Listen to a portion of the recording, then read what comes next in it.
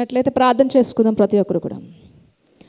మహోన్నతుడ మహిమగల మహారాజా, మీ నామానికి సాష్టాంగపడి నమస్కరిస్తున్నాం ప్రభా. విత్తబడుతున్న వాక్యం ప్రతి ఒక్కరిలో కూడా నూరంతుల ఫలితాన్ని దయచేయండి ప్రభా. నేను ఎవరైతే నీకు మనస్సు ఇచ్చినైనా, నిజముగా హృదయాన్ని ఇచ్చినైనా, వాక్యాన్ని నైనా వినడానికి, వాక్యానుసారంగా జీవించడానికి ఎవరైతే నైనా తను ఇక్కడ సిద్ధంగా ఉన్నారో అందరితో కూడా మాట్లాడండి. వాక్యానుసారమైన జీవితాలు దయచేయండి. వాక్యంలో ఉన్న సత్యాన్ని గ్రహించడానికి వినగల చెవులు, గ్రహింపగలిగే మనస్సు దయచేయండి ప్రభా. దుష్టుడు నాయన వారి హృదయంలో ఉన్న వాక్యాన్ని ఎత్తికెళ్ళిపోకుండా మీ కృపని కాపుదలని దయచేయమని, మీరు మాట్లాడమని, మీకే సమస్త మహిమ ఘనత చెల్లించుకుంటూ నజరేయుడైన యేసు పరిశుద్ధ నామమున వేడుకుంటున్నాను తండ్రి, ఆమేన్. దేవుని నామమున మహిమ కలుగును గాక. చాలామంది భక్తుల జీవితాల్లో వారి యొక్క విజయ రహస్యాలు ఏంటి అని అడిగామనుకోండి, వాళ్ళు ఏం చెప్పుకొస్తారు? ఇలా వచ్చింది విజయం, అలా వచ్చింది విజయం అని చెప్పరు. కానీ వాళ్ళ విజయం వెనకాతల వాళ్ళు పడిన కష్టాలన్నీ చెప్పుకొని వస్తారు కదండి. ఎవరిని అడిగినా సరే మీరు విజయం సాధించిన మీ విజయం వెనకాతల రహస్యం ఏంటండి అంటే వారు పడిన కష్టాలన్నీ చెప్తారు. ఆ కష్టాలు పడ్డాం, ఈ కష్టాలు పడ్డాం, ఈ శ్రమలు పడ్డాం అని అంటారు కదండి. వాళ్ళ శ్రమలన్నీ కూడా చెప్పుకొని వస్తారు. ఎవరినైనా సరే మీ విజయ రహస్యం ఏంటి, మీ విజయ రహస్యం ఏంటంటే వారి శ్రమలన్నీ కూడా, వాళ్ళు పడే కష్టాలన్నీ కూడా అప్పటి నుంచి చెప్పుకొని వస్తారు. చాలామంది వారి యొక్క విజయాన్నే చూస్తారు కానీ వారి జీవితంలో వాళ్ళు పడిన కష్టాన్ని ఎవరు గ్రహించరు. అందరికీ కాదండి, విజయం సాధించిన వాళ్ళు అందరూ కూడా నిజముగా కష్టాలు పడి, నిజముగా జీవించి కష్టాలు పడి వచ్చిన వాళ్ళని మనం లెక్క వేయకూడదు. అందరూ లిస్టులోకి రారు. నిజమైన క్రైస్తవుడు యథార్థతను కాపాడుకొని, పరిశుద్ధతను కాపాడుకొని, కష్టాల్లోంచి పైకొచ్చి విజయాన్ని సాధించిన వాళ్ళు మాత్రమే దేవుని యొక్క లిస్టులోకి వస్తారు. అందరూ రారు. ఇప్పుడు కనబడుతున్నారు చాలామంది, వీళ్ళందరూ విజయాల రహస్యాలు వీరు పడిన కష్టాలే గల, వీరు దాటిన ఇన్ని కష్టాల్లోంచే గల వీళ్ళు వచ్చారు అనుకోవడానికి వీల్లేదు. చాలామంది అడ్డుదారుల్లో కూడా విజయాన్ని సాధించే వాళ్ళు ఉంటారు.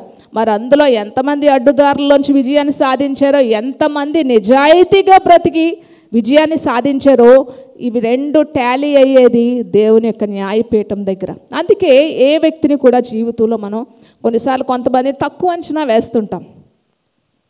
కొంతమందిని చూసినప్పుడు తక్కువ అంచనా వేస్తాం. చాలాసార్లు ఒక ఉదాహరణ మీకు చెప్పాను. కిమ్ అని ఒక అబ్బాయి, ఒక చిన్న అబ్బాయి, తండ్రి చనిపోయాక 12 సంవత్సరాల అబ్బాయి తన యొక్క కుటుంబ బాధ్యత అంతా కూడా ఆ 12 సంవత్సరాల అబ్బాయి మీదే పడిందండి. తల్లి బాధ్యత, అలాగే 2 అక్క చెల్లెళ్ళు ఉన్నారు. 2 చెల్లెళ్ళు, తల్లి బాధ్యత కూడా ఆ చిన్న అబ్బాయి కిమ్ అనే ఒక అబ్బాయి మీద పడింది. 12 సంవత్సరాల అబ్బాయి మీద హఠాత్తుగా తండ్రి చనిపోయాడు. అలాంటి సమయంలో ఆ 12 సంవత్సరాల అబ్బాయికి ఏం తెలుస్తుందండి, ఎలా పోషించాలి? ఇంకక్కడి నుంచి ఇంటింటికి న్యూస్ పేపర్ వేసే దగ్గర నుంచి, అలాగే సెలయర్లోంచి ఇక్కడి నుంచి అక్కడికి మనుషులు దించేటప్పుడు కొంత డబ్బులు ఇచ్చేవారు.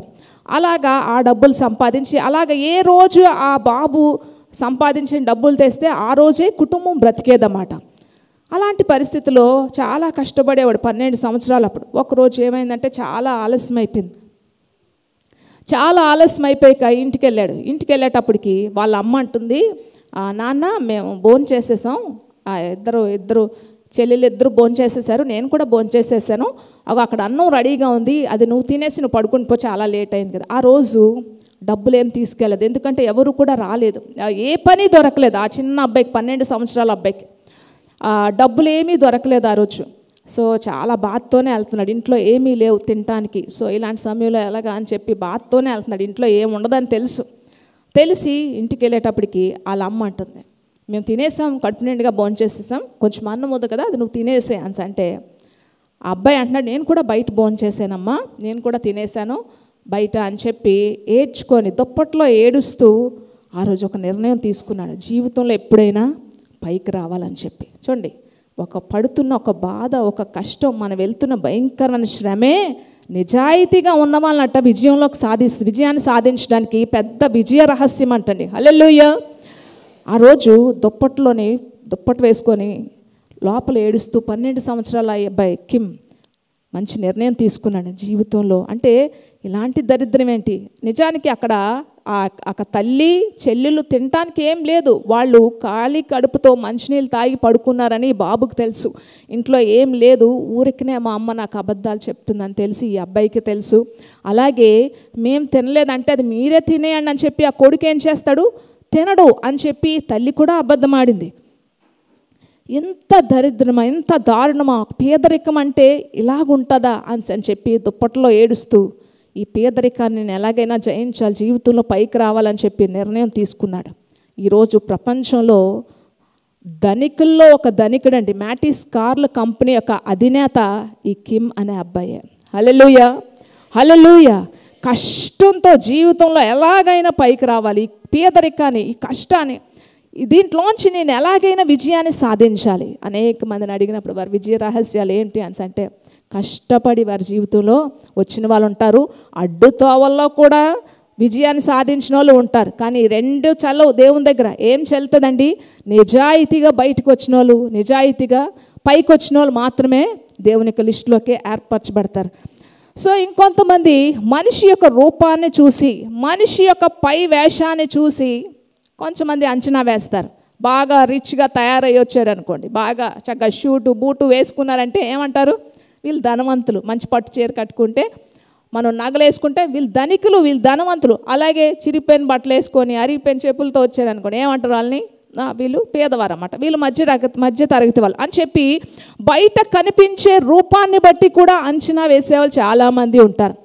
ఇక్కడే కాదు, భూమి మీదే కాదు, కానీ బైబిల్లో కూడా ఇలాంటి అంచనాలు వేశారు కొంతమంది. బైబిల్లో కూడా బయట కనబడే రూపాన్ని బట్టి అంచనా, భూమి మీదే కాదు బైబిల్లో కూడా ఇలాంటి అంచనాలు వేసిన వాళ్ళు ఉన్నారు. చూద్దాం ఒకసారి అందరూ కూడా. 1 సమూయేలు గ్రంథం 16వ అధ్యాయం. ఇక్కడ సమూయేలేమో సౌలు కోసం బాధపడుతూ ఉన్నాడు, సౌలు అనే రాజు కోసం బాధపడుతూ అలా ఉన్నటప్పుడు దేవుని యొక్క ప్రత్యక్షత, దేవుడు మాట్లాడుతున్నాడు. ఎంతకాలం ఈ సౌలు కోసం నేను విసర్జించిన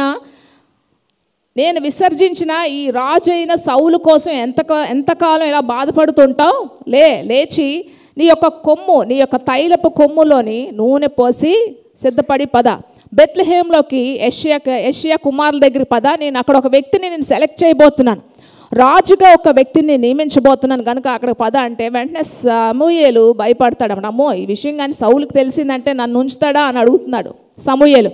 ఇలాగా ఇంకో వ్యక్తిని రాజుగా చేయడానికి, రాజు ఉంటుండగానే ఇంకొక రాజుని అభిషేకించడానికి ఈ విషయం కానీ సౌలుకి తెలిస్తే నన్ను ఉంచుతాడా ప్రభా అని అంటే అప్పుడు అంటున్నాడు, ఏం పర్లేదు, నువ్వు ఒక పెయ్యిని పట్టుకొని, ఇక్కడ ఉంటుంది ఆ వివరణ నేను చెప్పేస్తున్నాను, పెయ్యిని పట్టుకొని బలి ఇవ్వడానికి వెళ్తున్నానని చెప్పు పద, ఆ తర్వాత అక్కడ నువ్వేం చేయాలో మొత్తం అంతా నేను చెప్తాను. అక్కడికి వెళ్ళాక నువ్వేం చేయాలో, నాకు మనస్సుకి ఇష్టమైన వ్యక్తిని అభిషేకించడానికి నువ్వు పద, అక్కడికి వెళ్ళాక తక్కిందంతా నేను చెప్తాను అనగానే వెంటనే దేవుని మాట ప్రకారం కొమ్ములో నూనె వేసుకొని, తైలపు కొమ్ము ఉంటుంది దాంతో అభిషేకించేవారు, అందులో నూనె వేసుకొని మొత్తానికి బెత్లెహేంకి వెళ్ళినప్పుడు అక్కడ అందరూ భయపడిపోతారు. బాబోయ్ సమూయేలు ప్రవక్త కదా, ఆయన వచ్చాడంటే ఏదో కీడైనా జరుగుతుంది, మేలైనా జరుగుతుంది అని చెప్పి అక్కడ ఉన్న పెద్దలందరూ కూడా నువ్వు సమాధానంగానే వస్తున్నావు, సమాధానంగా వచ్చాను, ఏం ప్రాబ్లం లేదు, మీరేం భయపడకండి అని చెప్పి యెషయా నీ బిడ్డలందరినీ కూడా సిద్ధపరిచి బలికి తీసుకురా అని అనగానే వెంటనే యెషయా ఏం చేశాడంటే తన దగ్గర ఉన్న బిడ్డలందరూ, యెషయా యొక్క పిల్లలందరినీ కూడా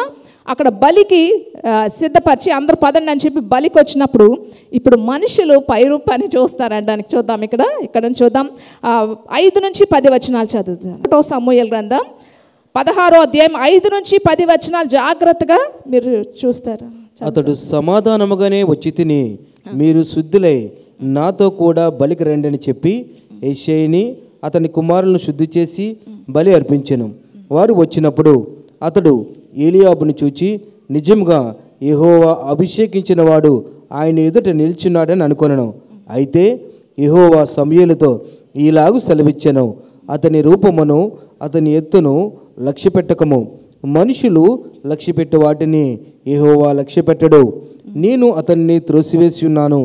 మనుషులు పైరూపము లక్ష్యపెట్టెదరు కానీ యెహోవా హృదయమును లక్ష్యపెట్టెను. చూసారండి, మనుషులు ఏం లక్ష్య పెడతారట, నీ షూటు, నీ బూటు, నీ పట్టు చీర, నీ బంగారం, నీ అందాన్ని లక్ష్య పెడతారు, పై రూపాన్ని లక్ష్య పెడతారు. పై రూపాన్ని లక్ష్య పెట్టే మనిషికి విలువిస్తారు, కానీ ఈరోజు అంతరంగాన్ని లక్ష్య పెట్టే దేవునికి విలువ లేదండి. దేవుడు ఏమంటున్నాడు, ఆయన ఎత్తు. ఫస్ట్ ఎవరు వచ్చారండి? మొదటి వ్యక్తి ఎలియాబు, యెషయా యొక్క మొదటి కుమారుడు. రాగానే మంచిగా ఎంత లావు, అంత హైటు, చక్కగా రూపం, అది బాగుంది. అంటే రాజుకి ఎలాంటి రాజుగా ఉండాలంటే ఆ వ్యక్తి ఎలా ఉండాలండి? మామూలుగా ఒక దేశాన్ని పరిపాలించే రాజు ఎలా ఉండాలి? పేలగా, పొట్టిగా, ఉఫ్ అంటే ఎగిరిపోయే మనిషిలా ఉంటారండి. ఎలా సెలెక్ట్ చేస్తారు? మంచిగా, మంచి ఫిజికల్గా స్ట్రాంగ్గా ఉండాలి, ఎత్తు లావు, అబ్బా రాజు అంటే ఇలా ఉండాలి అనేసి అనుకుంటారు కదా. సో సమూయేలు కూడా పొరబడ్డాడు. రాజు అంటే ఇలాంటి మంచి ఎత్తుగా ఉన్నాడు, ఎలియాబు మంచి స్ట్రాంగ్గా ఉన్నాడు, అబ్బా మనిషిని చూస్తే అసలు అబ్బా రాజు అంటే ఇలా ఉండాలి అనుకొని త్వరపడ్డాడు. కానీ ఆగాగు, నేను ఏర్పరచుకున్న వ్యక్తి ఈయన కాదు. మనుషులు వాళ్ళ యొక్క ఎత్తు, రూపము, హైటు, తెల్లగా ఉన్నారా, నల్లగా ఉన్నారా అవి చూస్తారు, కానీ నేను అది చూసే దేవుడు కాదు, అది చూసి సెలెక్ట్ చేసుకునే దేవుడు కాదు. ఇంకొంచెం ముందుకు వెళ్దాం. యెషయా అబీనాదాబును పిలిచి సమూయేలు ఎదుట అతను రప్పింపగా అతడు యెహోవా ఇతన్ని కోరుకొనలేదనెను. అప్పుడు యెషయా షమ్మాను పిలవగా అతడు యెహోవా ఇతడిని కోరుకొనలేదనెను. యెషయా తన 7 కుమారులను సమూయేలు ఎదుటికి పిలువగా సమూయేలు యెహోవా వీరిని కోరుకోలేదని చెప్పి, నీ కుమారులందరూ ఇక్కడ ఉన్నారా అని యెషయాను అడగగా, చాలు. అయితే అక్కడ నుంచి అయిపోయారు. ఎలియాబు తర్వాత ఇంకొక 1 2 3 4 5 మొత్తం అందరూ వచ్చేసారండి. ఇతను కాదు, నువ్వు ఆగు, నువ్వు తొందరపడిపోద్దని చెప్పి సమూయేలుకి దేవుడు చెప్తా ఉన్నాడు. ఇక సమూయేలు ఏంటి అందరూ అయిపోయారు కదా, ఇంకెవరు లేరా? అప్పుడు యెషయాను అడుగుతున్నాడు, ఈ కుమారులు అందరూ ఇక్కడే ఉన్నారా అని. అంటే ఇంకోటి ఉన్నాడులే. 11 ఒకసారి చూద్దాం. అక్కడ మనిషి యొక్క అంచనా, మనిషి పట్ల ఎలాంటి అంచనా ఉంటుందో చూద్దాం. 11, 12 ఒకసారి చూద్దాం. 12, నీ కుమారులందరూ ఇక్కడ ఉన్నారా? నీ కుమారులందరూ ఇక్కడ ఉన్నారా అని యెషయాను అడగగా అతడు ఇంకడును కడసారి వాడు ఉన్నాడు, అయితే వాడు గొర్రెలను కాయచున్నాడని చెప్పాను. చాలు, ఒక్క నిమిషం. ఏమంటున్నాడంటే అందరూ ఉన్నారా, నీ కుమారులు అందరూ అయిపోయారని ఇంకొకడు ఉన్నాడు. కానీ ఆయన ఎక్కడ పెట్టారట? గొర్రెలు కాయడానికి పెట్టాడట. గొర్రెలకైతే సరిపోతాడని చెప్పి గొర్రెలు కాసేవాడిని రాజుగా ఎవరైనా అంచనా వేస్తారా అండి? గొర్రెలు కాసే వాళ్ళ యొక్క బట్టలే కానీ గొర్రెలు కాసే వ్యక్తి యొక్క పరిస్థితి ఎలా ఉంటుంది, ఎంత అసహ్యంగా ఉంటారు వాళ్ళు. మామూలుగా చెప్పుకుందాం, అందరూ మనుషులే. వాళ్ళ యొక్క బట్టలు ఎలా ఉంటాయి? గొర్రెలు కాసే వ్యక్తుల యొక్క బట్టలు ఎలా ఉంటాయి? గొర్రెలు కాయడానికైతే బాగా నప్పుతాడు. గొర్రెలు కాయడానికి ఒకడు ఉన్నాళ్లే, అందరినీ పిలుచుకురా అని చెప్పిన వ్యక్తి అందరినీ పిలుచుకురావాలి కదా. కానీ ఈ వ్యక్తిని వదిలేశారన్నమాట. ఈ వ్యక్తి గొర్రెలు కాస్తున్నాడు కదా, గొర్రెలకి సరిపోతాడు అని చెప్పి ఇంకొకడు ఉన్నాడు, కడసారి వాడు అంటే ఆఖరోడు గొర్రెలు కాస్తున్నాడు. అంటే ఎందుకైనా మంచిది. చదువుదామండి. అందుకు సమూయేలు, నీవు వాణ్ణి పిలిపించుము, అతడిక్కడికి వచ్చే వరకు మనము కూర్చుందామని యెషయాతో చెప్పగా అతడు వాణ్ణి పిలిపించి లోపలికి తొడిగిన వచ్చెను. అతడు ఎర్రని వాడును, చక్కని నేత్రము గలవాడును, చూచుటకు సుందరమైన వాడుండెను. అతడు రాగానే, నేను కోరుకున్నవాడు ఇతడే, నీవు లేచి వారిని అభిషేకించమని యెహోవా సెలవేగా సమూయేలు తైలపు కొమ్మను తీసి వాని సహోదరులు ఎదుట వాని అభిషేకం చేశాను. చాలు. ఏమైందండి? నేను కోరుకున్న వ్యక్తి ఈ గొర్రెల కాపురే. మనుషులు వారి యొక్క హైటు, వెయిట్, అందం చూస్తారు, కానీ నేను హృదయాన్ని చూసే వ్యక్తిని. ఈ యొక్క దేశాన్ని పరిపాలించడానికి నాకు కావలసిన రాజు ఈయనే. ఆయన ఎలాగున్నా సరే ఆయన మాత్రం అభిషేకించగానే అప్పుడు అభిషేకించాడు. నిజానికి చెప్పాలంటే 2 రాజుల్ని అభిషేకించిన వ్యక్తి ఒక్కడే. ఎవరండి? సమూయేలే. అటువైపు సౌలుని అభిషేకించిన వ్యక్తి సమూయేలే, అలాగే దావీదుని అభిషేకించిన వ్యక్తి కూడా సమూయేలే. 10వ అధ్యాయం 1వ సమూయేలు గ్రంథం 10:1 చూద్దాం ఒకసారి. 10:1 అధ్యాయం 1వ వచనం. సమూయేలు తైలపు పొడి పట్టుకొని సౌలు తల మీద పోసి అతను ముడ్డి పెట్టుకొని, యెహోవా నిన్ను అభిషేకించి తన స్వాస్థ్యం మీద అధిపతిగా నియమించున్నాడు. చాలండి. సౌలుని అభిషేకించిన వ్యక్తి కూడా సమూయేలే ఇద్దరిని కూడా అభిషేకించాడు. అభిషేకం అనేది రాజరికానికి గుర్తండి. నిజంగా చెప్పాలంటే ఈ ఇద్దరిలో కూడా దేవుని అభిషేకం ఒకరు కాపాడుకున్నారు, ఒకరు కాపాడుకోలేదు. అభిషేకం అనేది ఈ 2 రాజుల్లో దావీదు, సౌలు ఇద్దరిని అభిషేకించిన వ్యక్తి ఒక్కడే, సమూయేలే. కానీ ఒకరు అభిషేకం కాపాడుకున్నారు, ఒకరు అభిషేకాన్ని కాపాడుకోలేదు. అభిషేకం కాపాడుకోకపోతే దేవుడు మనల్ని విడిచిపెట్టేస్తాడు. మన జీవితాల్లో అభిషేకం ఉండేటప్పుడు మన జీవితాల్లో అన్ని విజయాలే. అంటే దేవుడే మన పక్షా నుండి విజయాలు ఇస్తూ ఉంటాడు. ఈ అభిషేకం కానీ మనకు లేదనుకోండి, మనం అభిషేకాన్ని వదిలేసుకున్నాం అనుకోండి, సౌలు పరిస్థితి అదే జరిగింది. అపజయమే అన్ని చోట్ల కూడా. ఇంకా ఎక్కడ కూడా మనకి విజయం అనేది రాదు. ఎప్పుడైతే అభిషేకంతో నింపబడ్డాడో దావీదు జీవితంలో మొట్టమొదటి రాజరికం రాలేదు, కానీ శత్రువు మధ్యలో ముందుకొచ్చాడండి. చూద్దాం 1 సమూయేలు గ్రంథం 17వ అధ్యాయం 4 నుంచి 7 వచనాలు చూస్తే, 17వ అధ్యాయం 4 నుంచి 7 వచనాలు. గాతువాడైన గొల్యాతు అను సూర్యుడొకడు ఫిలిష్తీయుల దండలో నుండి బయలుదేరిచుండెను. అతడు 6 మూలల జానడు ఎత్తు మనిషి. అతని తల మీద రాగి స్థిరస్థానముండెను. అతడు యుద్ధ కవచం ధరించి ఉండెను. ఆ కవచము 5,000 తులములు రాగి ఎత్తుగలది. మరియు అతని కాళ్లకు రాగి కవచమును, అతని భుజముల మధ్యను రాగి బల్లెం ఒకటి ఉండెను. అతని ఈట కర్ర నేతని దోనె అంత పెద్దది. మరియు అతని ఈట కోన 600 తులముల ఇనుము ఎత్తుగలది. ఒక డాలు మోయిచు అతను ముందర పోవుచుండెను. అతడు నిలిచి ఇజ్రాయేలు దండ్రి వారిని చూచి పిలిచి, యుద్ధ పంక్తులకు తీర్చుటకై మీరెందుకు బయలుదేరి వచ్చితిరి? నేను ఫిలిష్తీయుడిని కానా? మీరు సౌలు దాసులు కారా? మీ పక్షమున ఒకరిని ఏర్పరచుకొని అతను నా యొద్దకు పంపుడి. అతడు నాతో పోట్లాడి నన్ను చంపగలిగిన యెడల మేము మీకు దాసులు మగుదము. నేను అతన్ని జయించి చంపిన యెడల మీరు మాకు దాసులై మాకు దాస్యం చేదురు. ఈ దినమున నేను ఇజ్రాయిల్ సైన్యములను తిరస్కరించుచున్నాను. ఒకరిని నియమించిన ఎడల వాడును నేను పోట్లాడమని ఆ ఫిలిష్తీయుడు చెప్పు వచ్చెను. సౌలును ఆ ఇజ్రాయేల్ అందరూ ఆ ఫిలిష్తీయుల మాటలు విన్నప్పుడు బహుభీతులైరి. చాలా ఇక్కడ ఏం జరిగిందంటే, దావీదు అభిషేకించబడిన తర్వాత గాతు లోయవాడు అనే ఒక గొలియాతు వచ్చాడు ముందుకి. ఆయన ఎలా ఉన్నాడు? ఆయన హైట్ ఎంత? 6 మూరల జానుడు, అంత హైట్ ఉన్నాడు. రాగి శిరస్త్రాణం పెట్టుకున్నాడు, ఈట పట్టుకున్నాడు. ఆయన యొక్క అదేమంటే పక్కన డాల్ పట్టుకోవడానికి పక్కన ఒక అసిస్టెంట్. ఇంత బ్యాకప్తో వచ్చాడు. ముందు వచ్చి ఏమంటున్నాడంటే, అటువైపు ఇజ్రాయేలీలు ఆ కొండ మీద ఉన్నారు, ఫిలిష్తీయులు ఈ కొండ మీద ఉన్నారు. వీళ్ళిద్దరికి మధ్యలో ఒక లోయ అడ్డుగా ఉంది. ప్రతిరోజు అంటున్నాడు, ఫిలిష్తీయుల తరపున వచ్చి ముందు నిల్చొని అంటున్నాడు అనమాట, ఇజ్రాయేలీలు మీలో ఎవరైనా సరే నాతో యుద్ధం చేయగల సత్తా ఎవరిలో అంటే ఒక్కరిని పంపించండి. అతను నన్ను ఓడిస్తే, నన్ను చంపితే ఫిలిష్తీయులందరూ కూడా మీకు దాసులైపోతారు. అలాగే మీరు కానీ నేను కానీ మిమ్మల్ని ఓడిస్తే, అతను కానీ నేను చంపితే మీరందరూ నాకు దాసులు అయిపోవాలని చెప్పి ఇలాగ 1 రోజు కాదు, 2 రోజులు కాదు, 3 రోజులు కాదు, మొత్తం 40 రోజులు ఉదయం సాయంత్రం వీళ్ళు రావడం వాళ్ళు రావడం, ఇదే సవాలు విసరడం. సౌలుతో ఉన్న ఆ యొక్క సైన్యం అంతటి కూడా ఆ వ్యక్తిని చూస్తేనే భయం వేసేస్తుంది. ఎందుకంటే ఆ వ్యక్తితో ఫైట్ చేసి ఓడించే అంత సత్తా కలిగిన వారు ఎవరు కూడా సౌలు యొక్క సైన్యంలో లేరు. ప్రతిరోజు వెళ్ళను ఆ వ్యక్తిని చూసి నువ్వెళ్ళగాను నేనే నా వల్ల కాదు అని చెప్పి ఒక్కొక్కరు కూడా దాటేస్తున్నారు.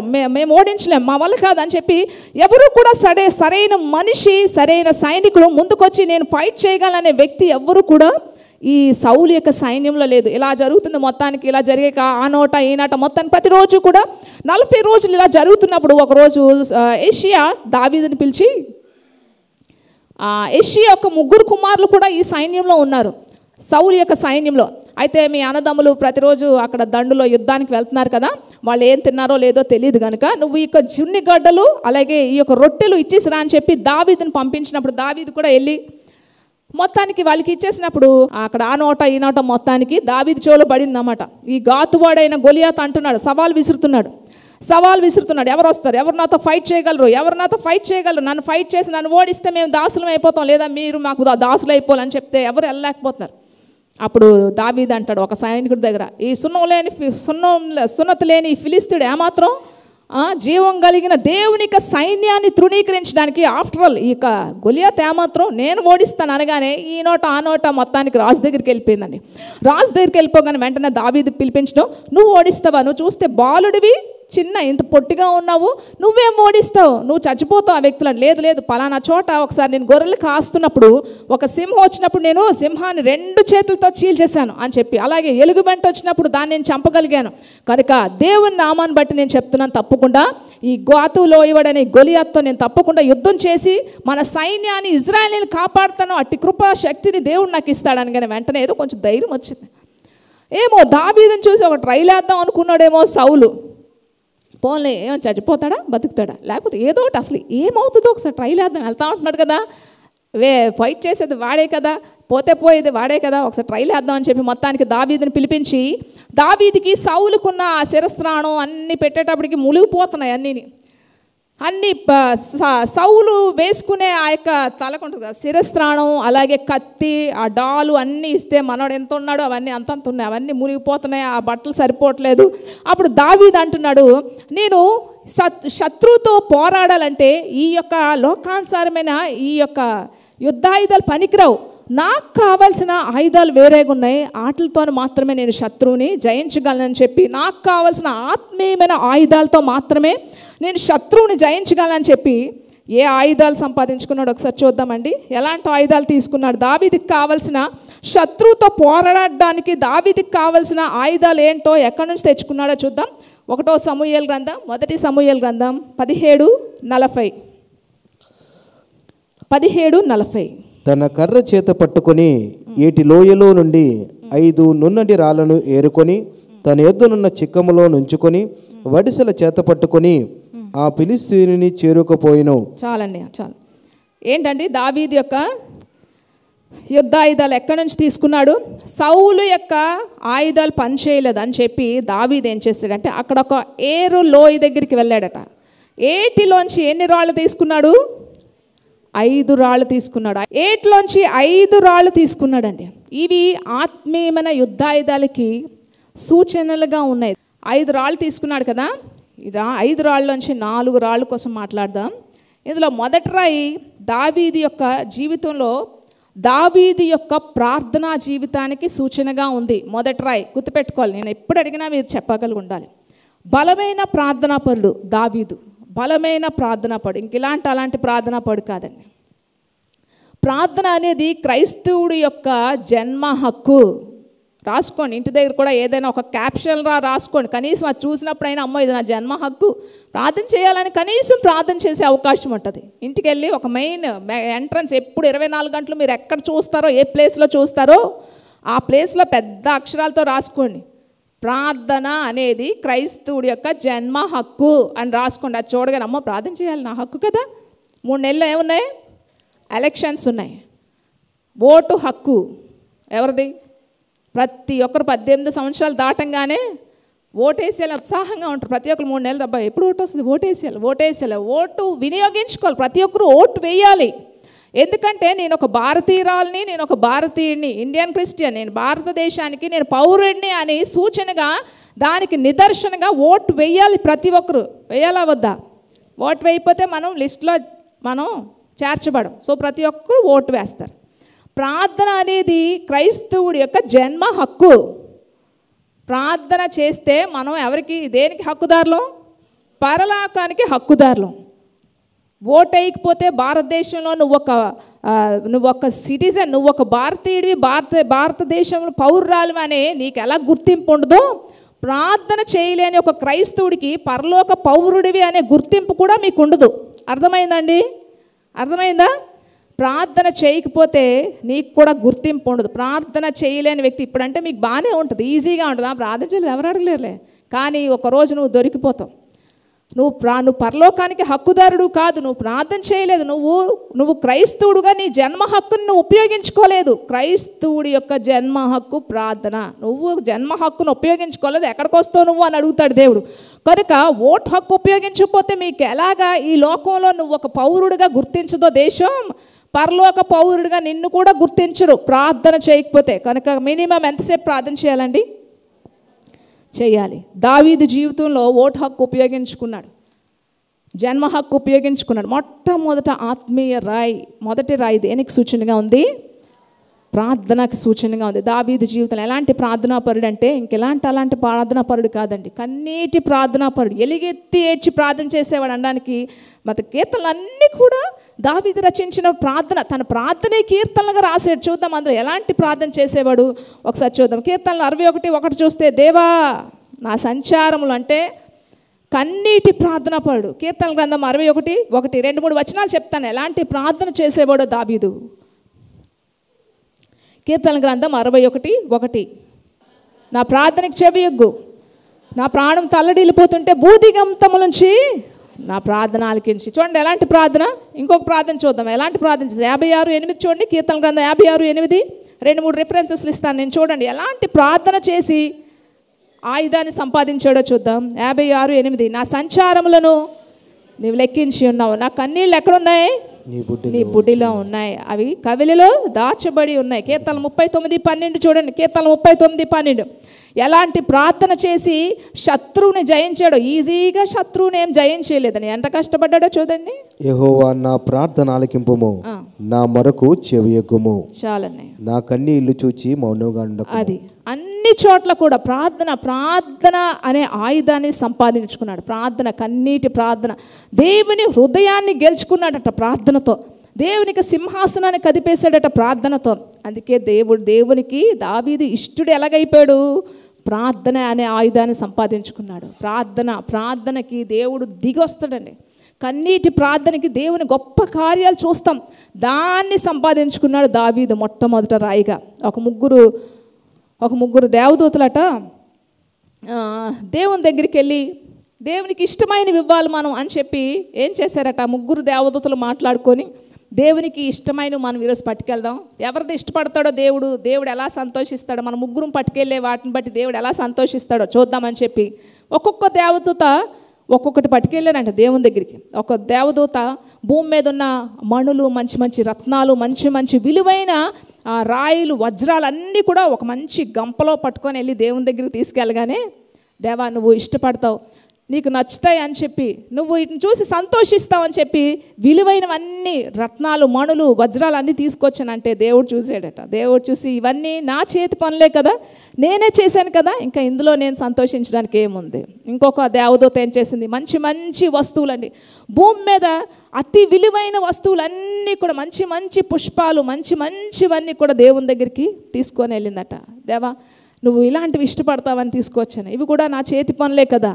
ఇంకొక దేవదూత ఏం చేసిందండి, ఒక పేద వెధవరాలట ఒక గుడిసెలో ఉండి ఏడుస్తుందట. ఏం లేవు ఆమెకి, ఆ చిన్న గుడిసె ఆధారం, పూట ఉంటే పూట ఉండదు. అయినా సరే ఆమె ప్రతిరోజు కూడా అనేక మంది నశించిపోతున్న ఆత్మల కొరకు కన్నీరు కన్నీరు కన్నీరు కాచి ప్రార్థన చేస్తుంటే ఒక దేవదూత ఒక బంగారపు ఒక పాత్రను తీసుకొని వెళ్ళి ఆమె కన్నీళ్ళన్నీ పట్టి అవి తీసుకొని వెళ్ళి దేవునికి ఇచ్చిందంటండి. దేవునికి ఇవ్వగానే దేవుడు, అబ్బా ఇది నాకు ఇష్టమైన బలి, వాళ్ళకి ఏం కావాలో అన్నీ కూడా నెరవేర్చండి, అన్నీ జరిగించండి, వారికి కావాల్సిన అవసరాలను తీర్చండి, నాకు ఇష్టమైన ఇంపైన సువాసన కలిగిన ప్రార్థన బలి ఏదైనా ఉందంటే విరిగి నలిగిన హృదయంతో ఉన్న ఈ యొక్క ప్రార్థనే నాకు ఇష్టమైన బలి అని చెప్పాను. గట్టిగా చెప్పలు కొడదాం. హల్లెలూయా, హల్లెలూయా. ఇది సంపాదించుకున్నాడు దావీదు. శత్రువునితో విజయం సాధించడానికి ఇది సంపాదించుకున్నాడు. మొదటి రాయి ప్రార్థన. రెండవది దావీదు జీవితంలో ఎక్కువ ఏం చేసేవాడు, రెండవ ఆత్మీయ యుద్ధాయుధం దేనికి సూచనగా ఉందంటే దావీదు జీవితంలో స్తుతికి సూచనగా ఉంది. స్తుతి రెండో రాయి ఏంటండి, స్తుతి. దావీదు జీవితంలో ఎక్కడ చూసినా స్తుతించేవాడండి. చూద్దాం ఒకసారి కీర్తనల గ్రంథం, దీనికి కూడా ఒక రిఫరెన్స్ చూసుకుందాం. 2 సమూయేలు గ్రంథం 6:14-17 వచనాలు ఇక్కడ చూద్దాం. దావీదంట పిచ్చి వాళ్ళగా దేవుని సన్నిధిలో గంతులేసి స్తుతించాడట. ఇప్పుడు అలా చెప్పామనుకోండి, ఆ గంతులు వేరే గంతులు అయిపోతున్నాయి ఈరోజు. కనుక మనం చాలా జాగ్రత్తగా ఉండాలి, ఆత్మతో సత్యంతో ఆరాధన చేయాలి. కనుక చూడండి 2 సమూయేలు గ్రంథం. ఎట్లనగా యెహోవా మందసమును మోయేవారు 6 అడుగులు సాగి, ఎద్దు ఒకటి, క్రొవ్వుని దూడను ఒకటి వధింపబడినను. దావీదు నారతో నేయబడిన ఏఫోదును ధరించిన వాడే శక్తి కొలది యెహోవా సన్నిధిని నాట్యమాడుచుండెను. చాలండి, శక్తి కొలది దేవునికి మందసం ఎప్పుడైతే ఆ మందిరంలోకి తీసుకెళ్తున్నారో నారబట్టలు ధరించి ఏం చేస్తున్నాడంటండి, పిచ్చి వాళ్ళ గెంతులు వేసుకొని దేవుని స్తుతిస్తున్నాడంటండి. ఆవిడ భార్య అక్కడ ఉంటుంది, ఏంటి ఇలా పిచ్చివాళ్ళ గెంతులు వేస్తున్నావు అంటే అక్కడ ఒక మంచి మాట అంటాడు. ఇంకా పైకి చూస్తే, నా స్థితిని, నా గతిని, నా జీవితాన్ని మార్చేసిన ఆ దేవుని కొరకు నీ తండ్రి రాజు అవ్వాల్సింది, నీ తండ్రి పోస్ట్ తీసి ఆ పోస్ట్లో నన్ను అలర్ట్ చేశాడు దేవుడు. ఆ దేవుని కొరకు నేను దేవుని స్తుతిస్తున్నాను, గంతులు వేస్తున్నాను, దానికి సిగ్గుపడినా అంటున్నాడు. ఎంత గొప్ప మాట కదా. నీ తండ్రి పోస్ట్ తీసి ఎవరికి, నీ తండ్రి ఉండాల్సిన పోస్ట్ తీసి ఆ పోస్ట్ నన్ను, ఆ రాజు పోస్ట్కి నన్ను ఎన్నుకున్నాడు దేవుడు. నేనెవరింతకి, నేను ఒక గొర్రెల కాపరిని, గొర్రెలు కాసుకున్న వ్యక్తిని, నాకు నీ తండ్రి పోస్ట్ ఇచ్చిన ఆ దేవుని స్తుతించడానికి నేను సిగ్గుపడినని చెప్పాడండి. హల్లెలూయా. అక్కడ నుంచి ఆమె గర్భం మూయబడింది. మీకాళ్ళకి పిల్లలు లేరు. తర్వాత దావీదుని దేవుడు హెచ్చించాడు. దేవునిగా దేవుని మందిరంలో గణపరిచి దేవుని స్తుతించాడు కనుక దావీదుని దేవుడు గణపరచాడండి. స్తుతించడం ఎక్కడ చూసినా, నా ప్రాణమా, నా అంతరంగమా, సమస్తమా దేవుని స్తుతించు, ఆయన చేసిన ఉపకారాల్లో దేన్ని మర్చిపోవద్దు. చాలా చోట్ల దేవుని స్తుతించరు. ఏ స్తుతి, ఏ మహిమ దేవుని దగ్గరికి వెళ్తుందో దేన్ని అడ్డుకోవడానికి సాతాను ప్రారంభించాడు. ఏ స్తుతి దేవుని దగ్గరికి వెళ్లకుండా ఉండాలో సాతానుడట ఆ స్తుతిని ఆపేయడానికి సిద్ధంగా ఉన్నాడట. ఈరోజు సంఘాల్లో సాతానుడు దేవుని స్తుతించకుండా చేసేస్తున్నాడు. అనేక మందిని ఆరాధనకు ఉంటారు, చాలామంది ఆరాధన టైంకి రాలేరు. చూసారా, అది మీ పొరపాటు కాదు, సాతాను పొరపాటు. సాతాడే నన్ను రానివ్వాలి. ప్రతిసారి ఒకసారి సాతాను ఏడుస్తున్నాడట మూల కూర్చొని. ఎందుకు ఏడుస్తున్నా అని ఆ పిల్ల దయ్యాలు అసిస్టెంట్లన్నీ వెళ్ళి అడిగేట. అయ్యా హెడ్, మీరు మాకు హెడ్ కదా, మీరు అడ్డం ఏంటండి ఎలాగ ఏడుస్తున్నారంటే, ఏం చెప్పినాయా బాబు, చేయాల్సిన పనులన్నీ చేసేస్తున్నారు వాళ్ళు, అన్నీ కలిపి నా మీద తోసేస్తున్నారు. సాతాడే చేశాడు, సాతాండు వల్ల అయిపోయింది, సాతాండే చేశాడు, సాతాడే నన్ను రానివ్వలేదు, సాతాడే నన్ను ప్రార్థన చేయలేదు, సాతాడే వాక్యం చదవలేదు, సాతాండు వల్ల సాతాను చేశాడు, సాతాడని నా మీద. వాళ్ళు చేయాల్సిన తప్పులు, వాళ్ళు బుర్రుండే తప్పులన్నీ చేస్తున్నారు, అన్ని తప్పులు నా మీద మోపేస్తున్నారు అని చెప్పి ఏడుస్తున్నాడంట. కనుక ఏంటంటే స్తుతి కదా. ఏ స్తుతి అయితే దేవుని దగ్గరికి వెళ్ళాలో ఆ స్తుతిని ఆపేయడానికి ఈరోజు సాతాడు కొన్ని చోట్ల సాతాడే ఉన్నాడు స్తుతించుడు. కనుక కొన్నిసార్లు మనం చేసే తప్పులు కూడా ఉంటాయి. దానికి దేవుడు ఏమి ఇచ్చాడండి, బుద్ధి జ్ఞానము కలిగిన ఆత్మని ఇచ్చాడు. ఏది మంచో ఏది చెడో వివేకించే హృదయాన్ని దేవుడు మనకి ఇచ్చాడు. మంచి చెడులు గ్రహించే మనస్సుని దేవుడు ఇచ్చాడు. అన్ని జ్ఞానం అన్నీ తెలుసు మనకి. సమయానికి మనం ఎక్కడికి వెళ్ళిపోవాలని తెలుసండి, డ్యూటీకి వెళ్ళిపోవాలని తెలుసు. మరి ఇది సాతాను చేశాడా?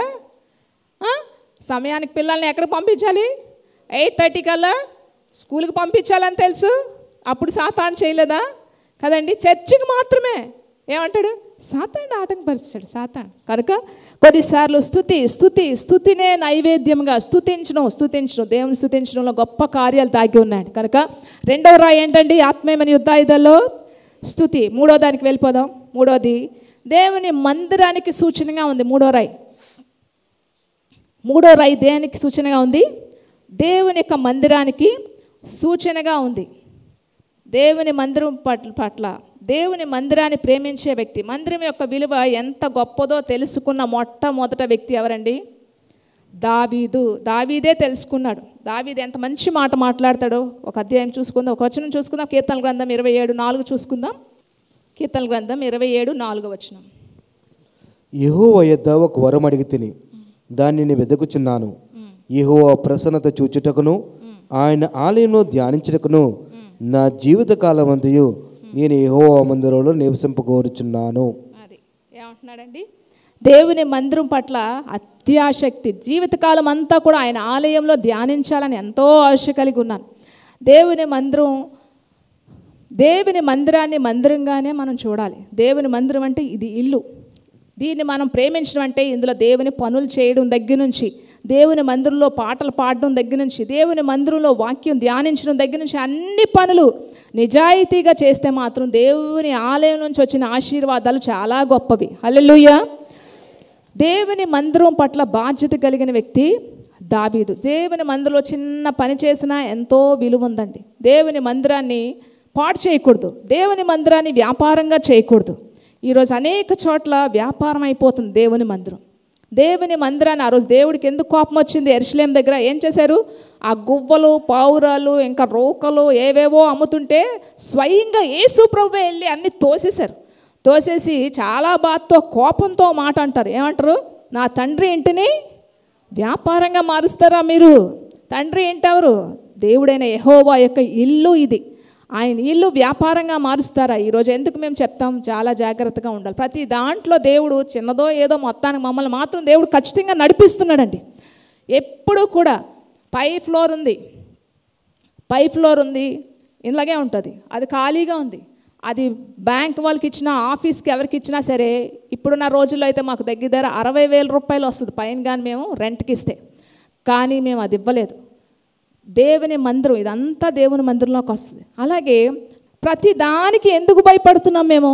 చిన్నదే కదా, అందరూ చేసినట్టు మేము చేయొచ్చు కదా. మనకేమంటే డబ్బులు ఎక్కువైపోయా? డబ్బులు కూడా మనకి సరిపోయినట్టే, ఎప్పుడు కావాల్సినంత అప్పుడే. ఇలాంటి బిజినెస్ స్టార్ట్ చేస్తే మేము కూడా గట్టిగానే పైకి రావచ్చు.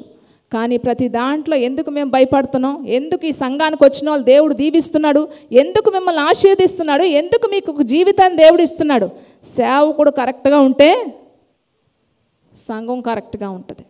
సేవకుడు ప్రార్థనాపరుడైతే సంఘం ప్రార్థించేవారుగా ఉంటారు. సేవకుడు నీతిగా బ్రతికితే సంఘస్థుల్లో కూడా అది వెళ్తుంది.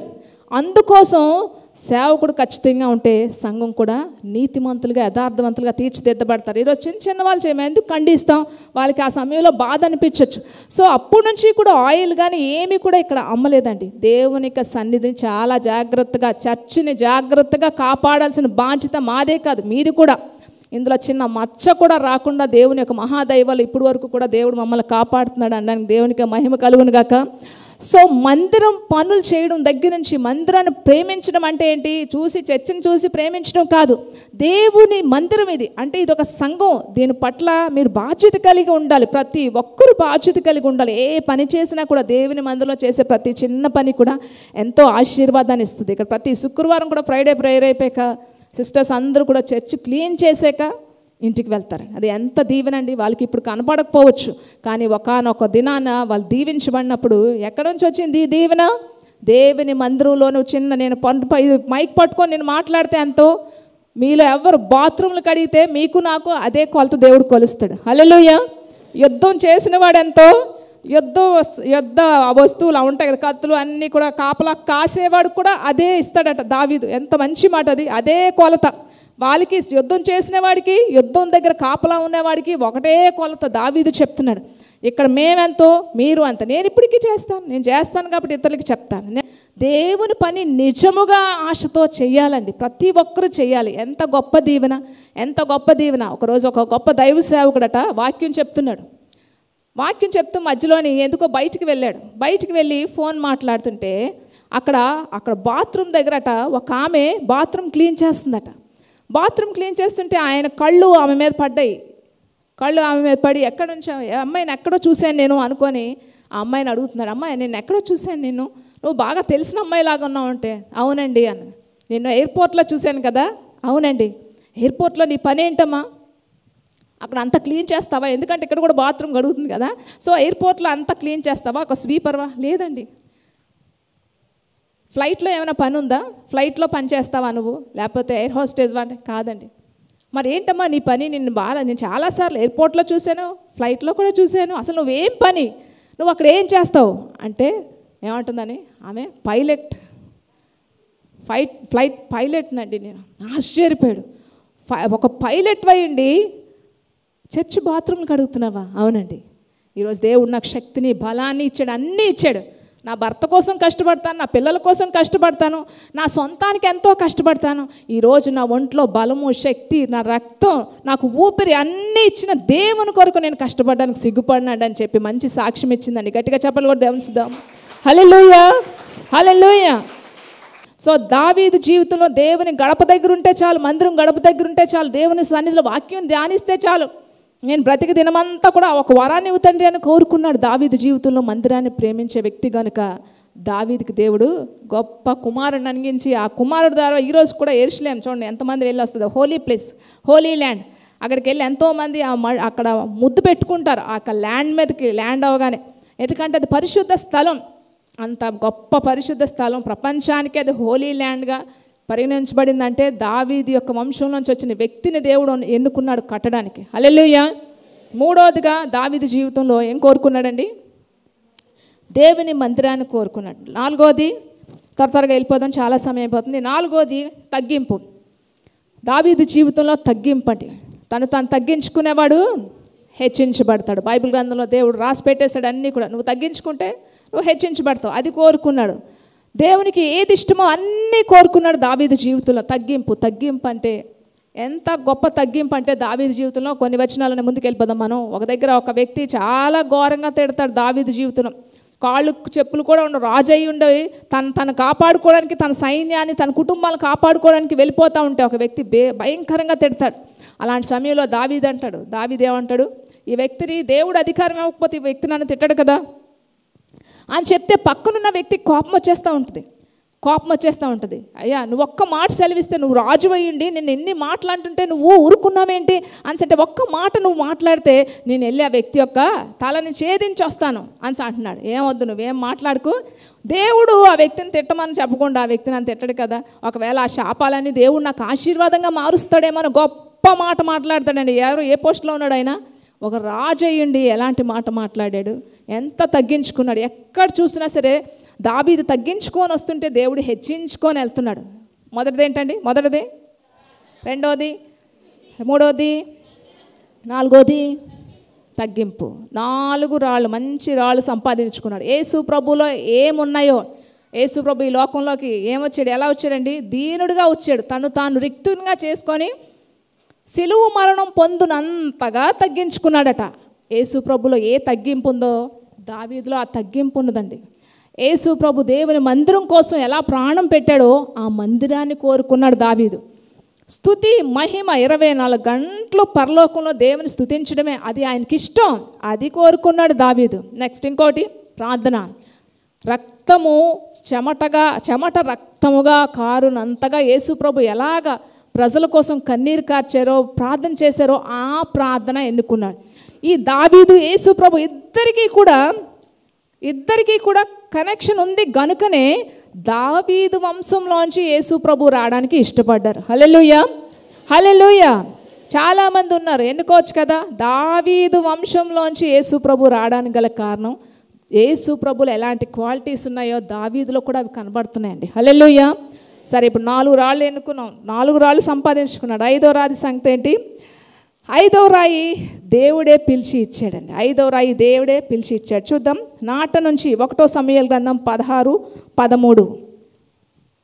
నాట నుంచి అని చదువుతారు. అక్కడ నుంచి 1 సమూయేలు గ్రంథం 16వ అధ్యాయం 13లో నాట నుండి యెహోవా ఆత్మ దావీదు మీద బలముగా వచ్చెను.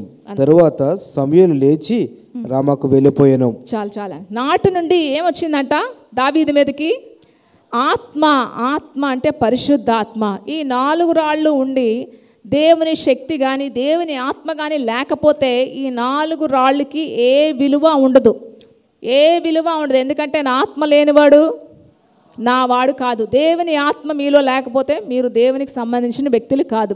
సో ఈ 4 రాళ్ళకి విలువ రావాలంటే దేవుని యొక్క ఆత్మ ఉండాలి. కనుకనే అపోస్తులందరికీ కూడా యేసుప్రభు ఏమని చెప్తారు? మీరు వెళ్ళి ఎక్కడ కనిపెట్టమంటారు?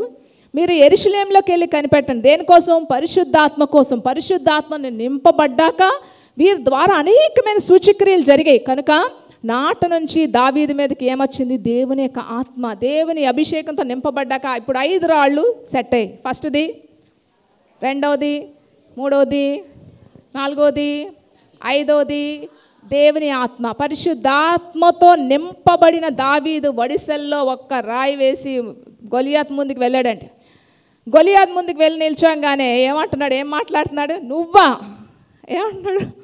చాలా చూడండి, అంత బలమైన వ్యక్తి, అంత ఘనమైన వ్యక్తి, అంత స్ట్రాంగ్గా ఉన్న వ్యక్తికి ఒక పొట్టి వ్యక్తి, పర్సనాలిటీ లేని వ్యక్తిని ఇచ్చి ఒక కర్రనిచ్చి పంపించాం అనుకోండి, సాధారణంగా ఏమని అనిపిస్తుంది?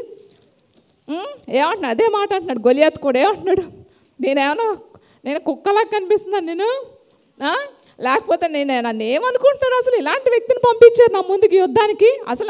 అసలు నా పరువు పోవాలే, నా పరువు పోయే సమస్య ఇది. ఎంత చిన్నోడిని, దేనికి పనికిరాడిని, ఇలాంటి వాడిని నా ముందుకు పంపించారా? అసలు నన్ను ఏమనుకుంటున్నారు మీరు అనుకొని చాలా ఫీల్ అయిపోతున్నాడు గొలియాత్. మొత్తానికి దేవుని ఆత్మతో నింపబడిన గొలియాతు వడిసెల్లోని 4 రాళ్ళు అవసరం లేకుండానే ఒకే ఒక రాయి పెట్టాడని, ఒకే ఒక రాయి పెట్టి తిప్పాడు. తిప్పి తిప్పి తిప్పి దేవుని శక్తితో తిప్పి ఒక్కసారి కొట్టగానే బాడీ మొత్తం కంట్రోల్ అయ్యే ఒకే ఒక ప్లేస్ ఏదండి ఇది? ఇది ఇక్కడ తగిలింది. మొత్తం బాడీ అంతా కూడా ఈ ప్లేస్లో ఇది కంట్రోల్ చేస్తుందండి. ఇక్కడ తగిలి వెంటనే 6 మూరల జానుడి వ్యక్తి బోర్లా ముందు పడిపోయాడని. వెంటనే కత్తి తీసుకొని వెళ్ళి ఆ తల నరికేసి సర్వశక్తుడైన దేవునికే యుద్ధం యెహోవాదే అని ప్రకటించాడండి. హల్లెలూయా, హల్లెలూయా, హల్లెలూయా. మన జీవితంలో యుద్ధాలు జరగాలంటే ఎవరు చేస్తారు? ఆత్మీయమైన యుద్ధాలంటే ఏంటండి? మన జీవితంలో యుద్ధాలంటే మనం ఏం యుద్ధాలు చేయము. మన అప్పులనే యుద్ధాలు. మన యుద్ధాలు ఏంటండి? అప్పులే మన యుద్ధాలు, ఉద్యోగమే మన యుద్ధం, ఉద్యోగులేమే మన యుద్ధం, ఇంకా వివాహం అవ్వకపోవడమే యుద్ధం, కుటుంబాల సమస్యలే యుద్ధం, బిడ్డలు లేకపోవడమే యుద్ధం, అనారోగ్యమే యుద్ధం, అవసరాలు తీరకపోవడమే, అప్పులే యుద్ధం. ఇవే మన యుద్ధాలు. మన యుద్ధాలు జరిగించాలంటే ఆత్మీయంగా ఈ యుద్ధాల్లో మనకి విజయం రావాలంటే ఎవరుండాలి? ఆత్మీయమైన యుద్ధాలు జరగాలంటే 5 రాళ్ళు ఉండాలి. 5 రాళ్ళు ఉండాలి. 5 రాళ్ళు ఇప్పుడు చెప్పుకున్నాం కదా. ప్రార్థన ఉండాలి, స్తుతి ఉండాలి, అలాగే తగ్గింపు ఉండాలి మీ జీవితంలో, అలాగే దేవుని మందిరాన్ని పట్ల బాధ్యత ఉండాలి, దేవుని ఆత్మతో నింపబడాలి. ఈ 5 ఆత్మీయమైన యుద్ధాలు మీ సంచిలో ఉంటే ఒక్క రాయితో శత్రువుని జయించే అవకాశాన్ని దేవుడు మనకిస్తాడు. మన జీవితంలో ఆత్మీయమైన యుద్ధాలు దేవుడు నెరవేర్చాలంటే నువ్వు ఒక క్రైస్తవుడు అయితే, నువ్వు నిజమైన విశ్వాసం అయితే, నువ్వు పరిశుద్ధుడు అయితే నీ ముందుకు ఎవరు వస్తారు? గొలియాతు వస్తాడు. అమ్మో యుద్ధాలు వద్దండి బాబాయ్, నాకు విజయం కావాలంటే కుదరదు, యుద్ధం చేయాల్సిందే. యుద్ధం చేయాలంటే నీ దగ్గర ఏముండాలి? 5 రాళ్ళు వాక్యంలోంచి తీసాడండి. దేంట్లోంచి తీసాడు? దేవునిలోంచి తీసాడు. నీరు అంటే వాక్యానికి సూచనగా ఉంది. వాక్యంలో అరిగిపోయాడు, నీటిలో అరిగిపోయాడు. ఏటి రాళ్ళు నీటి రాళ్ళలోని చాలా తేడా ఉంటుంది.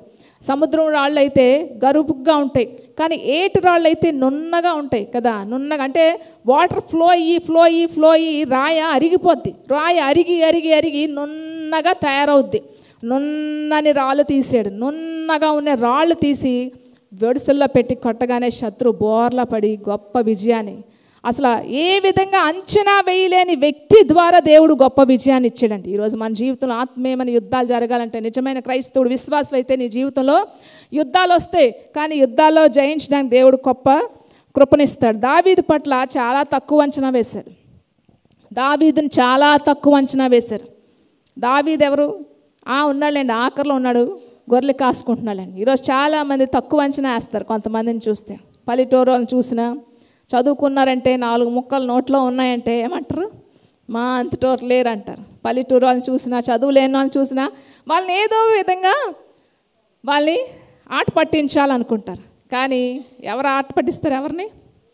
ఇలాగే ఒక పల్లెటూరు ఆయన చూడగానే ఒక చదువుకున్న ఒక కుర్రోడికి ఆట పట్టించాలనిపించిందండి. ఆట పట్టించాలని చెప్పి అంటే దావీదుని తక్కువ అంచనా వేశారు. మనం కొంతమందిని తక్కువ అంచనా వేస్తాం, కానీ దేవుడు చాలా ఎక్కువ అంచనా వేస్తాడు వాళ్ళ పట్ల.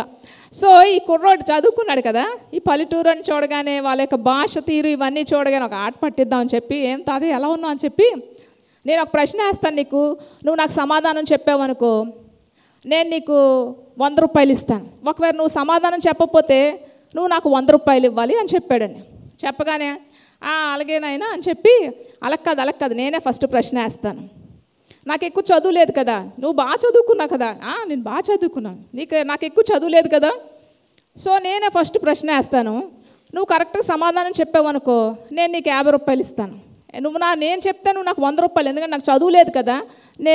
నేను గెలిస్తే నువ్వు నాకు 100 రూపాయలు ఇవ్వాలి, నేను ఓడిపోతే నీకు 50 రూపాయలు ఇస్తాను. అంటే సరే తాత, నీకు అలా చదువు లేదు కదా, నువ్వే ప్రశ్న అనగానే ఈ ముసలాయన వేసాడండి.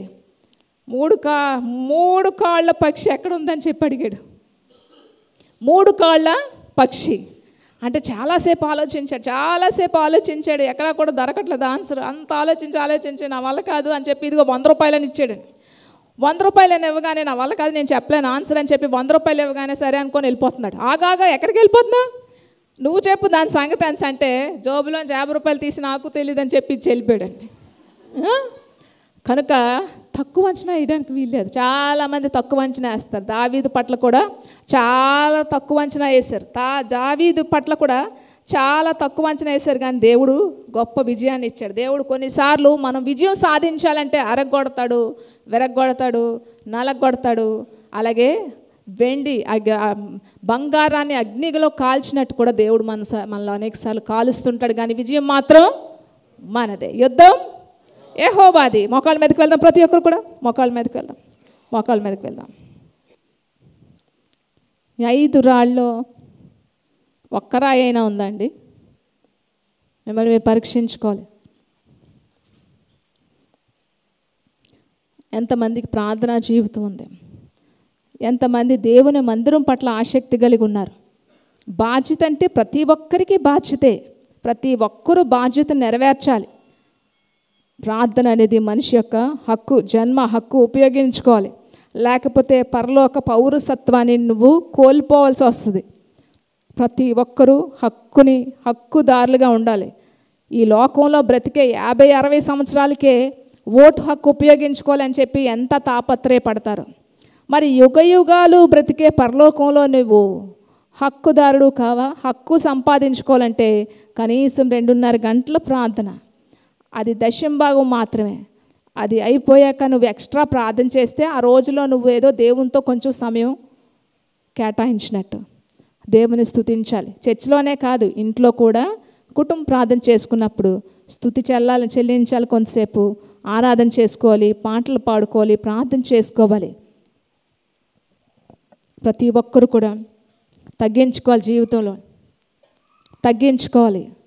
దేవుడు మనల్ని హెచ్చించాలంటే, దేవుడు నేను హెచ్చించాలనుకుంటే ఆయన బలిష్టమైన హస్తాల కింద నువ్వు దీన మనస్సు కలిగి ఉండాలి. నేను తగ్గించుకొని ఉండాలి. దావీదు జీవితంలో ఈ 4 ఉన్నాయి గనుక దేవుడు ఆయన ఆత్మతో నింపాడండి. నాట నుండి దావీదు మీదకి ఆయన ఆత్మ వచ్చింది. ఇందులో ఎంతమంది ఉన్నారండి ఇలాగా? ఎంతమంది ఉన్నారు? బయటికి మామూలుగా ఉన్నారు, కానీ లోపల అంతరంగం డ్రై అయిపోయి ఉంది. ఏం లేదు, ఎండిపోయింది. ఒక్క రాయి అయినా ఉందా? మరి సడన్గా శత్రువు మీ ముందుకు వస్తే దేంతో ఫైట్ చేస్తారు?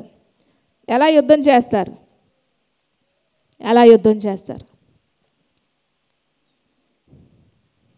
అడుగుదాం అందరూ కూడా చేతులు పైకెత్తి, ప్రభా నాకు కూడా ఇవి కావాలి, ఈ యుద్ధ ఆయుధాలు కావాలి ప్రభా, నా జీవితంలో కూడా యుద్ధ ఆయుధాలు కావాలి. అడగండి. ఇప్పుడు వరకు అడగలేదేమో, ఇప్పుడు అడగండి. ఒక్క నిమిషం అడగండి. ఒక్క నిమిషం. ప్రభా నా జీవితంలో ప్రార్థన చేయాలంటే విసుగ్గా ఉంది, ప్రార్థన చేయడాన్ని కృపను దయచేయండి. వాక్యం చదవాలి. నోటితో మాట్లాడండి, కనీసం మాట్లాడండి. ప్రభా వాక్యం చదవాలంటే నిర్లక్ష్యంగా ఉంది, చేయలేకపోతున్నాను, చదవాలి. మీ బలహీనతలు చెప్పండి దేవునికి. ప్రార్థన చేయాలంటే విసుగ్గా ఉంటుంది. నేను ప్రస్తుతానికైతే నేను పరలోకానికి హక్కుదారుడిగా లేను, నా జన్మ హక్కును నేను ఉపయోగించుకోవట్లేదు. ఓటు హక్కు ఉపయోగించుకుంటున్నాను, కానీ క్రైస్తవుడి యొక్క జన్మ హక్కు ఉపయోగించుకోవట్లేదు. ప్రార్థన చేయలేకపోతున్నాను తండ్రి, చెప్పండి, అడగండి. ఓటేసిన ప్రతి ఒక్కరు కూడా నేను పరలోకానికి సరిపోయిన ఓటు హక్కు ఉపయోగించుకుంటున్నానా అనేది మీరు ఆలోచించాలి, గుర్తుపెట్టుకోవాలి. ప్రభా నాకు తగ్గింపు అనే జీవితాన్ని ఇవ్వుతాను. దేవాది దేవుడై ఉండి నువ్వే ఈ లోకంలోకి తగ్గించుకొనొచ్చు. నిన్ను పోలి నడుచుకునే జీవితాన్ని నాకు ఇవ్వుతాను. తగ్గించుకోవడానికి సహాయం చేయి. స్తుతించడం నేర్పించు. నిత్యము నా కష్టాల్లో, నా బాధల్లో, నా అవమానాల్లో కూడా నిన్ను స్తుతించే గొప్ప వ్యక్తిగా నన్ను చేయతాను. నీ ఆత్మతో నన్ను నింపు అని అడగాలి. ఆయన ఆత్మ లేకపోతే నువ్వు ఆయనకు సంబంధించిన వ్యక్తివి కాదు. పరిశుద్ధాత్మతో నింపబడాలి. ప్రతిరోజు అడగాలి, ప్రభా నీ శక్తితో నింపు, నీ అభిషేకాన్ని ఇవ్వు. అభిషేకం కానీ పోయిందంటే, దేవుని ఆత్మ నిన్ను వదిలి వెళ్ళిపోతే నీకు అన్ని అపజయాలే. నీ జీవితంలో అపజయాలే. సౌలు జీవితంలో దేవుని ఆత్మ విడిచిపెట్టేసింది, దేవుని అభిషేకం పోయింది, అందుకనే అపజయం. కానీ దావీదుకి ఇచ్చిన అభిషేకాన్ని కాపాడుకున్నాడు. కనుకే దావీదు జీవితంలో దేవుడు తను చేసిన పొరపాట్ల బట్టి అనేకసార్లు అపజయం వచ్చింది, కానీ దేవుని ఆత్మని పొందుకున్నందుకు, దేవుని ఆత్మని కాపాడుకున్నందుకు విజయం సాధించాడు. సంసోన్ జీవితంలో దేవుని ఆత్మను పోగొట్టుకున్నందుకు కళ్ళు పీకేశారు, కళ్ళు కనబడకుండా చేసేసాడు దేవుడు, కళ్ళు పీకేశారు. కనుక 5 ఆత్మీయమైన యుద్ధాయుధాలు మన చేతిలో ఉంటే ఎలాంటి శత్రు వచ్చినా నీవు యుద్ధం చేయగలవు, విజయాన్ని సాధించగలవు. ఆమె మీకోసం ప్రార్థన చేస్తారు, చేతులెత్తి ఉంచితే మీకోసం ప్రార్థన చేస్తారు. ఆమె ప్రార్థన చేస్తారు, ప్రభా నన్ను ఒకసారి చూడు, నా ఆత్మీయ జీవితాన్ని చూడు.